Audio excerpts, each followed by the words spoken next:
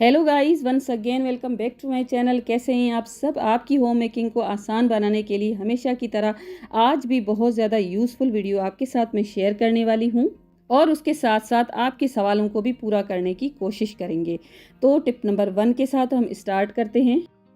यहाँ पर ये मैंने मेडिसिन्स ले ली हैं, एक्सपायर्ड हैं और ये कैप्सूल्स हैं सारे और कुछ टेबलेट्स भी हैं। तो कैप्सूल्स अगर आप इस तरह से खोलना चाहते हैं ना तो खोल के भी ले सकते हैं। मैंने तो इनको ग्राइंड कर लिया है और अब उसके साथ साथ एक देख सकते हैं बोतल में ले लिया है मैंने बेकिंग सोडा और उसके साथ साथ मैंने ये जो टेबलेट्स मैंने ग्राइंड की थी ना 1 टेबल स्पून के जितना मैंने इसके अंदर डाल दिया है और इस तरह से जो शेकर्स होते हैं ना उसमें मैंने इसको डाला है और इसको मैं यूज़ करती हूँ अपनी जो सिंक है ना उसको क्लीन करने के लिए।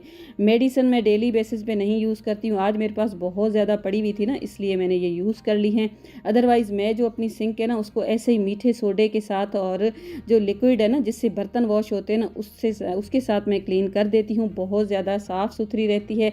क्योंकि मेरे पास एक कमेंट आया था कि आपकी जो सिंक है ना हर वक्त इतनी क्लीन कैसे रहती है, हमें उसके लिए भी कोई टिप बताएं। तो बस सिंपल सा मेरा ये आइडिया है।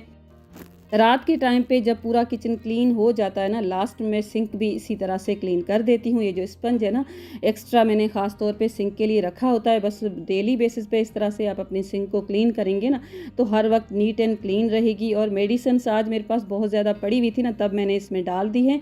इससे ये होगा ना इसमें कोई स्मेल होगी या ड्रेन वगैरह अगर ब्लॉक होगा ना तो मेडिसिन जो होती है ना एक्सपायर्ड उनके साथ खुल जाता है। तो इस तरह से क्लीन करने के बाद अगर आपकी सिंक बहुत ज़्यादा गंदी है ना तो ब्रश भी यूज़ कर सकते हैं। साइड्स में देखें थोड़ी सी फिलिंग वगैरह होती है ना वहाँ पर भी मेल जम जाता है, ख़राब हो जाती है, तो वहाँ पर आप ब्रश लगा सकते हैं। बेकिंग सोडा भी आप अलग जार में इस तरह से पास में रखा करें। डेली आप इस तरह से क्लीन करेंगे ना तो आपकी सिंक है ना हर वक्त क्लीन रहेगी।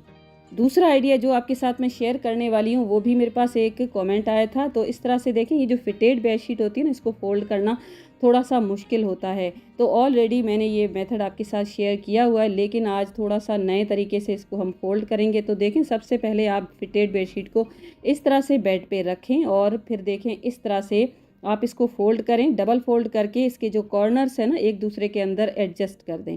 ठीक है, इस तरह से फिर आप थोड़ा सा इसको सेट करें। इस तरह से सेट करने के बाद जिस तरह से आपको वीडियो में दिखाया जा रहा है ना बिल्कुल उसी तरह से पहले आप यहाँ से इस तरह से एक कॉर्नर को ऊपर उठाएं और फिर दूसरे कॉर्नर को ऊपर उठा के एक कोन की शेप बना दें। बहुत ज़्यादा आसान सा आइडिया है। देखें इस तरह से दोनों कॉर्नर्स मिलाने के बाद अब आप इसको फोल्ड करें। जैसे चाहें आप उसी तरह से आप इसको फोल्ड कर सकते हैं। जितना भी कम करना चाहें उतने छोटे आप फोल्ड लगा सकते हैं। बस इस तरह से फोल्ड्स लगाने के बाद इन दोनों को एक दूसरे के ऊपर रख के और टक इन कर देना है। तो बस ये बेस्ट आइडिया है। इस तरह से आप जब अपनी फिटेड बेडशीट्स को रखेंगे ना तो बहुत ज़्यादा कम स्पेस लेंगी, अच्छी तरह से ऑर्गेनाइज भी पड़ी रहेंगी और इसमें रिंकल्स भी नहीं पड़ेंगे। देखें कितनी आसानी से ये फ़ोल्ड हो चुकी है। इसमें कोई भी बड़ी बात नहीं है कि हम इसको किस तरह से फ़ोल्ड करें। मेरी काफ़ी सारी सिस्टर्स को आइडियाज़ होते हैं बहुत ज़्यादा लेकिन कुछ मेरी ऐसी सिस्टर्स होती है ना उनको नहीं होते इनको फ़ोल्ड करने के आइडियाज़। तो देखें इस तरह से इसको मैंने फ़ोल्ड कर दिया है और इस तरह से इसको मैंने टक इन भी कर लिया है। और इसके साथ अगर आपकी डबल बेडशीट है ना तो एक पिलो इसके साथ आप रखें और एक पिलो के अंदर इस बेडशीट को ऑर्गेनाइज करके रखें। ये जो मेरी बेडशीट है ना ये सिंगल है तो एक ही पिलो इसके साथ है। तो एक पिलो को मैंने इस तरह से फोल्ड करके इसका जो हमने फोल्ड बनाया ना उसके अंदर इस तरह से मैंने रख लिया है। तो ये बेस्ट आइडिया है। और अब आप देखें कितनी छोटी सी स्पेस पे ये ऑर्गेनाइज हो जाएगी। तो अब देख लेते हैं हमारा नेक्स्ट आइडिया। उसके लिए यहाँ पर ये मैंने 2 बॉक्सेस ले लिए हैं और ये जो दोनों बॉक्सेस है ना बहुत ही अच्छी क्वालिटी के हैं। इन दोनों को मैं यूज़ करने वाली हूँ। पहले तो एक बॉक्स को यूज़ करेंगे। पहले ये जो एक बॉक्स है ना दोनों साइड्स इसकी मैंने पहले बंद कर दी हैं। बंद करने के बाद सेंटर से एक लाइन ड्रॉ कर दी है। चारों साइड्स एक जितनी मैंने लाइंस ड्रॉ करने के बाद इसको मैं कट कर दूँगी। काफ़ी दिन से कार्डबोर्ड के साथ हमने कोई भी ऑर्गेनाइज़र नहीं बनाया तो आज मेरा दिल कर रहा था कि आज कुछ का कार्डबोर्ड के साथ भी बनाया जाए। जब भी मैं कार्डबोर्ड के साथ कोई आइडिया शेयर करती हूँ ना एक कमेंट तो ऐसा आता ही आता है कि कार्डबोर्ड ख़राब नहीं होता है। तो बिल्कुल भी ख़राब नहीं होता। इनकी क्वालिटी अच्छी अगर होती है, अगर हम इसको अच्छी तरह से रैप करते हैं ना तो ये बिल्कुल ख़राब होते ही नहीं हैं। तो देखें इसके अंदर लगाने के लिए भी बेस में एक मैंने कार्डबोर्ड का पीस कट कर लिया है। इस तरह से ये जो आपको ग्लू नज़र आ रहा है ना ये वुड का ग्लू होता है। आपको किसी भी हार्डवेयर की शॉप पे मिल जाएगा, बिल्कुल चीप रेट्स में मिलता है। अगर आप चाहें तो इसमें पानी भी मिला सकते हैं। इसके साथ जब हम इसकी कवरेज देंगे ना स्टिक करने के लिए तो बहुत ज़्यादा अच्छी कवरेज आ सकती है, आ जाती है बल्कि। और ये कि इतना हार्ड हो जाता है ये कार्डबोर्ड, क्योंकि ये जो ग्लू है ना एक लेयर बन जाती है पूरी। तो मैं अक्सर इसी ग्लू को यूज़ करती रहती हूँ। ग्लू गन जो होती है ना वो भी सही रहती है, लेकिन जितना ये इफ़ेक्टिव होता है ना उतनी ग्लू गन नहीं रहती है।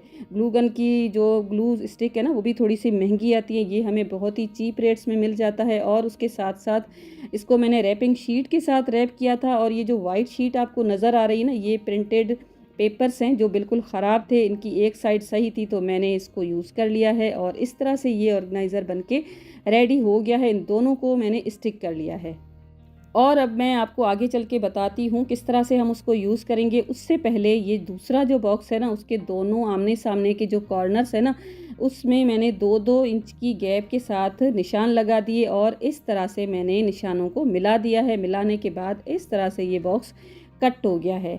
इस तरह से कटिंग करने के बाद इसको मैं इसी जो प्रिंटेड पेपर्स थे ना मेरे पास उसी के साथ कवर कर दिया, और इस तरह से ये हमारे पास रेडी हो गया है। इसमें अगर आप चाहें तो अपनी प्लेट्स को ऑर्गेनाइज़ करके रख सकते हैं, ग्लासेस को ऑर्गेनाइज़ करके रख सकते हैं, अगर आप चाहें तो अपनी बुक्स को भी इसमें ऑर्गेनाइज़ करके रख सकते हैं। ये ऑर्गेनाइज़र मैंने काफ़ी दिन पहले आपके साथ शेयर किया था, वीडियो आपको बहुत ज़्यादा पसंद आया था।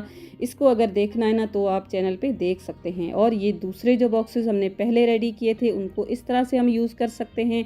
अगर आप चाहें तो इसमें अपनी ग्रोसरी को ऑर्गेनाइज़ करके रख सकते हैं, अगर आप चाहें तो बच्चों के अंडरगारमेंट्स या तो टी शर्ट्स वगैरह कोई भी चीज़ आप ऑर्गेनाइज़ करके रख सकते हैं।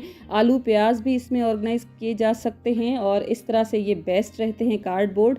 आई होप आपको आइडिया पसंद आया होगा। तो चलिए अब देख लेते हैं हमारा नेक्स्ट आइडिया। उसके लिए देखें इस तरह के ये जो बॉक्सेस आते हैं ना प्लास्टिक के, जो शुगर फ्री के टेबलेट्स आते हैं उनके साथ भी आते हैं, या तो बच्चे जो खाते हैं ना टिक टैक उसके साथ भी ऐसे ही बॉक्सेस आते हैं।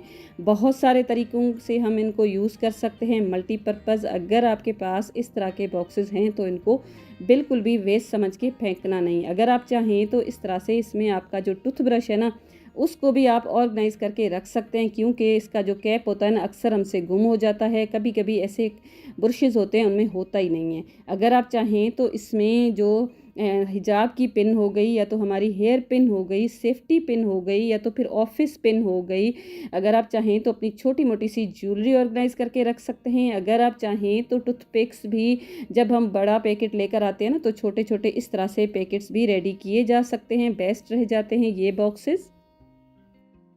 और उसके साथ साथ जो बेस्ट आइडिया सबसे मुझे अच्छा लगा है उसमें देखें, अगर आपके हस्बैंड या बच्चे ऑफिस वगैरह जाते हैं ना तो इसको एज अ शेकर भी आप यूज़ कर सकते हैं, सॉल्ट डाल सकते हैं, काली मिर्च का पाउडर वगैरह बना के भी इसमें यूज़ किया जा सकता है। लंच बॉक्स में रख सकते हैं, किसी भी बैग में रख सकते हैं।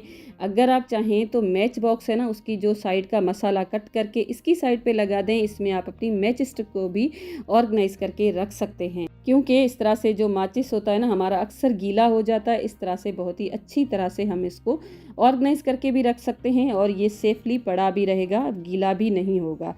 तो इसके साथ साथ अगर आप चाहें तो इसके अंदर जो मशीन की जो नीडल्स होती है ना उनको भी ऑर्गेनाइज किया जा सकता है।